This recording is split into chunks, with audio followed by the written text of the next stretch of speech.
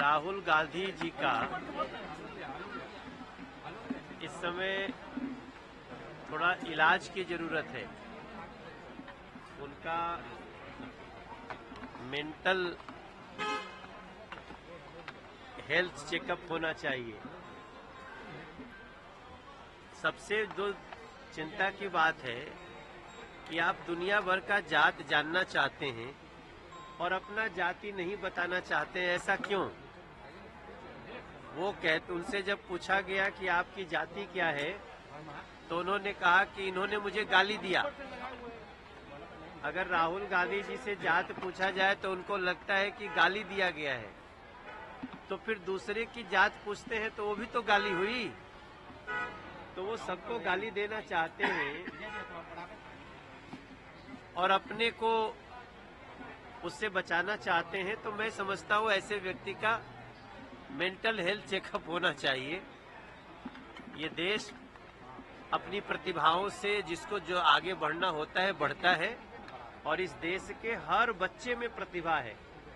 जरूरत है समय पे उस प्रतिभा को तराशने की, लेकिन पता नहीं, चूंकि इन लोगों को इतना दिन से सत्ता में रहने का आदत हो गया था राहुल जी को, कि सत्ता से निकलने के बाद वैसे ही तड़प रहे हैं जैसे मछली को पानी से निकाल दो। पेंशन पॉलिसी सर पास कर दी गई है। इस देश के जितने सरकारी केंद्रीय कर्मचारी हैं, उन लोगों का एक लंबे समय से ये डिमांड था कि हमारा सेंट्रल पेंशन स्कीम को जो पुरानी थी वही लागू किया जाए।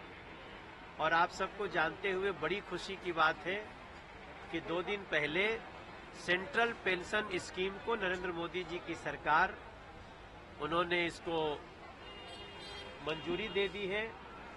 अभी हम और ललन सिंह जी साथ में ही आए फ्लाइट से, वो भी बहुत प्रसन्नता व्यक्त कर रहे थे। और मैं समझता हूँ ये देश के जितने सरकारी कर्मचारी हैं उनके लिए बहुत ही खुशी की बात है कि जो भी सरकारी कर्मचारी की जब नौकरी खत्म हो रही होगी या जब वो छोड़ रहे होंगे, तो उसके 1 साल पहले जो उनका वेतन होगा उसका 50% उनको पेंशन के रूप में मिलेगा। और ये मुझे लगता है देश के लगभग 10 करोड़ लोगों के लिए, 10 करोड़ परिवारों के लिए एक बहुत बड़ा समाचार है। नरेंद्र मोदी जी को धन्यवाद। राहुल डबल इंजन की सरकार है, उसके बावजूद भी बिहार में विकास नहीं हुआ है। सभी मामलों में बिहार पिछड़ भी रहा है। बेरोजगारी, महंगाई और भी कई सारे मामलों को उठा रहे हैं।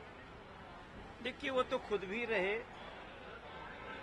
एक बहुत बड़ा वादा करके तेजस्वी बाबू आए थे कि हम आते ही 10 लाख लोगों को नौकरी देंगे।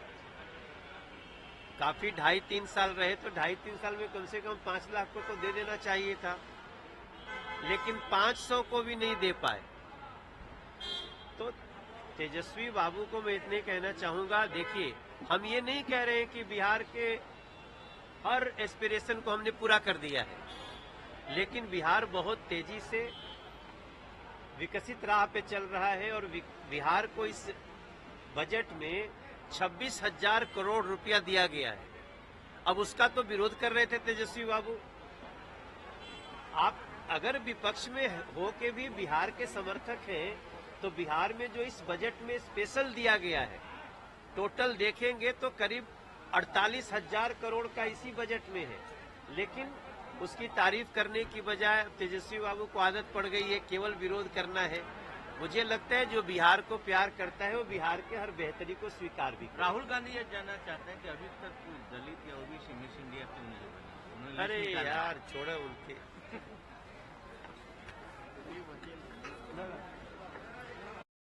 राहुल गांधी आजकल कास्ट सेंसस की बात कर रहे हैं, बोलते हैं मैं सरकार में आऊंगा तो कराऊंगा। क्या ऐसा लगता है 5 साल से पहले कुछ हो पाएगा उनको? ये राहुल गांधी जी वही हैं ना जो प्रधानमंत्री का भी पन्ना फाड़ दिया करते थे और प्रधानमंत्री को क्षमा मांगना पड़ता था। मनमोहन सिंह जी की सरकार में राहुल गांधी जी का तो बहुत बड़ा कद था, तब आपने ये काम क्यों नहीं कर दिया?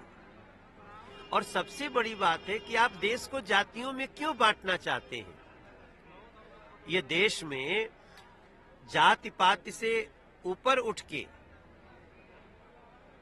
ये देश चलेगा तब विकास में जाएगा। बाकी तो जिसकी जो जाति है वो है, किसी की जाति छुपी नहीं, सब आधार कार्ड रखता है तो उसमें लिखना ही पड़ता है कौन कौन सी जाति है।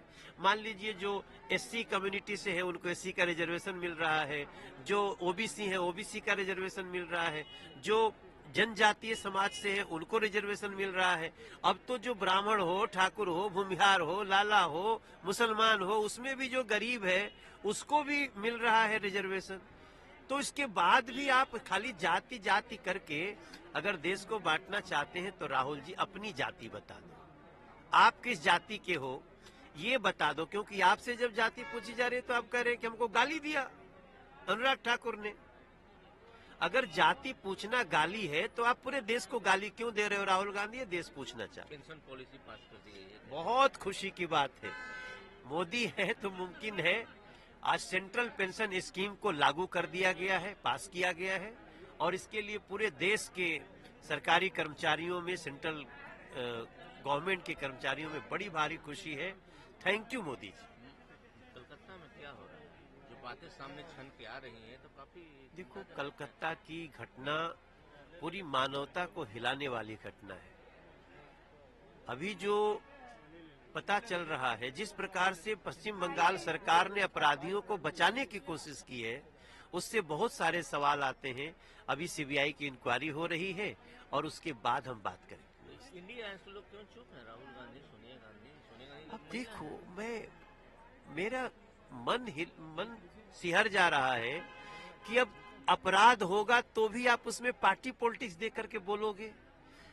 पूरा देश हिला हुआ है, सारे डॉक्टर्स के साथ साथ जो भी आम आदमी, जिसकी बेटी होगी, जिसकी माँ होगी, सब लोग सोच रहे हैं कि इतना बड़ा अपराध हुआ कलकत्ता में और राहुल गांधी इसलिए नहीं बोल रहे हैं कि ममता दीदी नाराज हो जाएगी।